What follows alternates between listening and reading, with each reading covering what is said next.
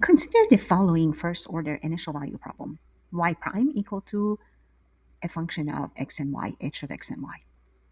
And y at x naught is equal to y naught, where h and h sub y, the partial derivative with respect to y of h, are continuous on the rectangle x naught minus a plus x naught plus a, closed interval, cross another closed interval, y naught minus b, and y naught plus b.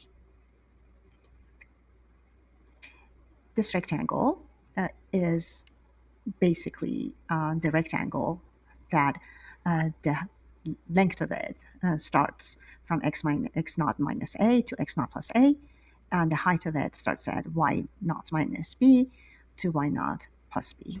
We want to define a recursive formula for a sequence of functions called Pickard's iterates that increasingly approximate the solution to this equation as the recursion is applied repeatedly within this rectangle.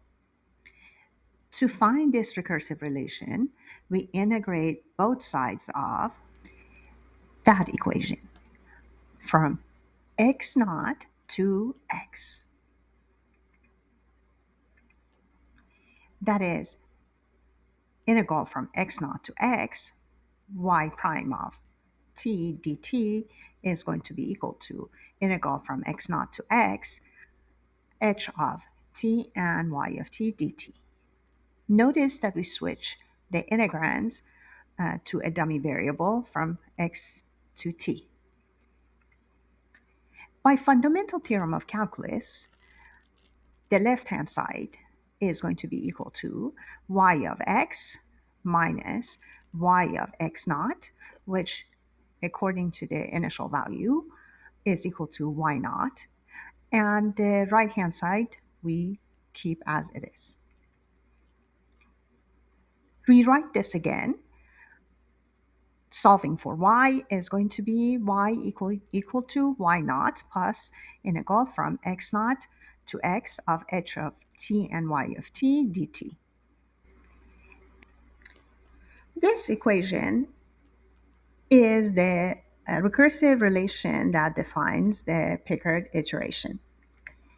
To define Pickard iteration, we start with the zeroth function, f naught of x, to be the constant function y naught.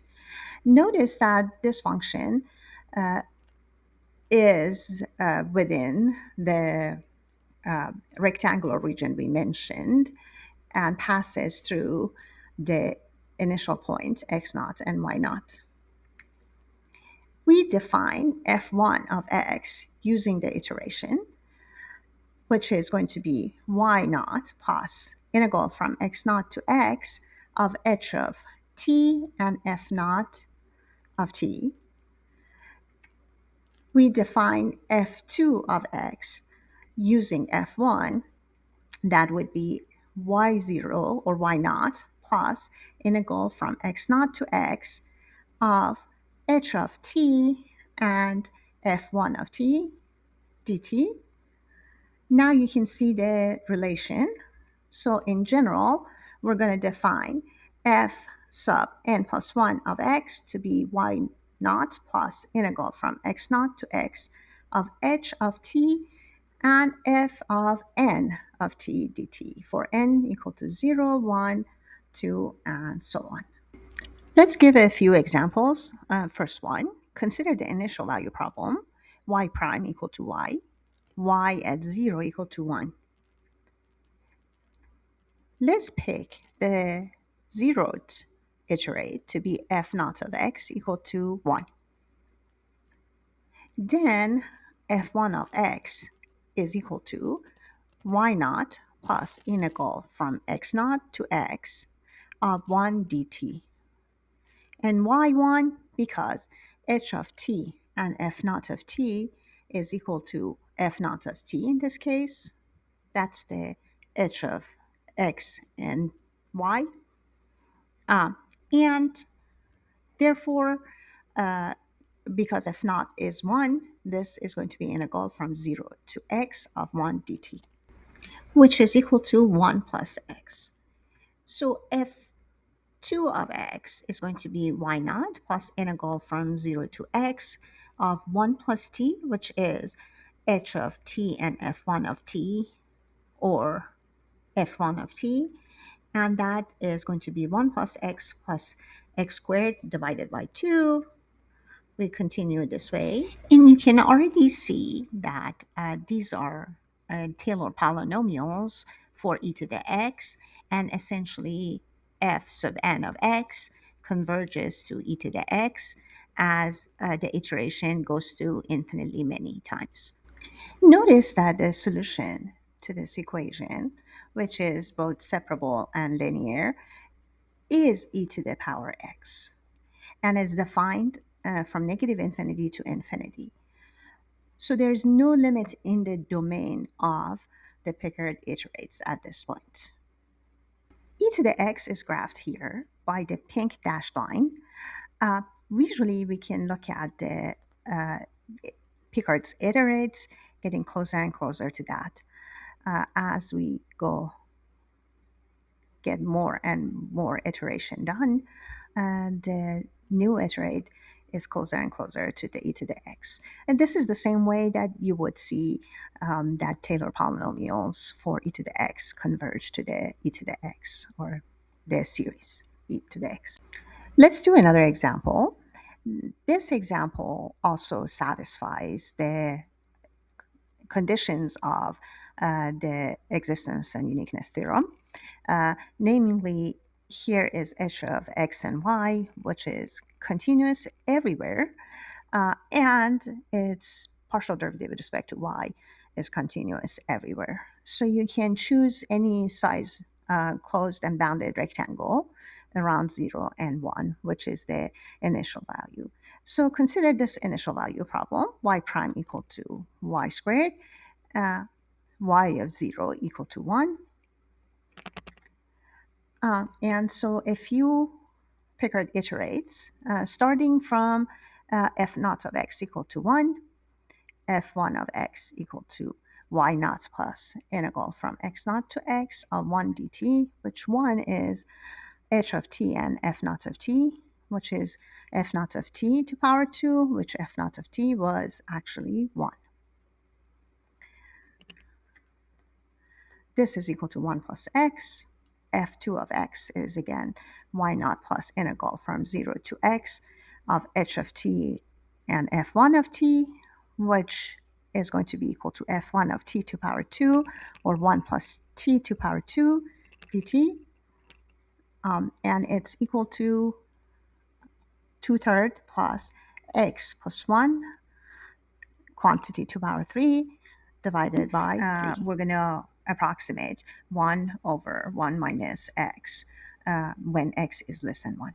This is actually the solution. This is the solution to this differential equation. You can use the separable method to solve. And notice, even though, as we said, the h and h sub y were continuous everywhere, the solution was limited to smaller domain. Again, for this ODE, with that initial value, the solution is going to be y equal to 1 over quantity 1 minus x, and the solution goes through 0 and 1. And there is a unique solution, actually, for that initial value.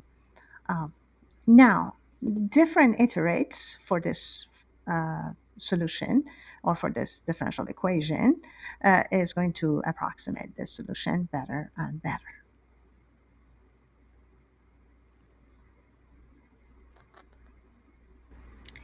Last, the solution y equal to 1 over 1 minus x has a vertical asymptote at x equal to 1, and it seems that iterates are trying to follow that asymptote and grow as fast as that when the n iteration gets closer to infinity. Consider the initial value problem, y prime equal to third root of y squared, y at 0 equal to 0. This ODE does not satisfy the conditions of the uniqueness and existence theorem. And why is that? Because if this is h, if the third root of h squared is h of x and y, then h sub y, which is the partial derivative of h with respect to y, at 0 and 0, is going to not exist. So we cannot define a rectangular region around the initial value. Now let's see what happens with the Pickard iteration. Let's assume the f naught is 0, then f1 of x is going to be also 0 function. f2 of x is going to also be the 0 function. And it just seems that Pickard iterates are going to converge to 0 function very nicely. And that actually is a solution to this differential equation. We know that through solving the differential equations using separable method, there is another solution to this differential equation. So the solution is not unique. And that comes with the fact that the conditions are not met. We guess that there might be more than one solution. The discussion that this could be infinitely many solutions comes in another video. Fun fact, if we start with the same ODE and same initial value, and the solution that is related to the separable method is shown by this graph in dashed pink. And if we change the initial f naught, Pickard iterate, to f naught of x equal to x instead of what we had before, notice that f naught of x equal to x or y equal to x goes through the initial point. Then the Pickard iterates get closer and closer to the pink line that is the separable solution.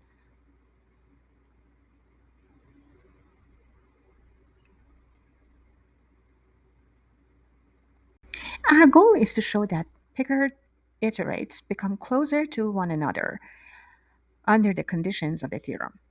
To make this statement precise, we first need to define what it means for two functions to be close.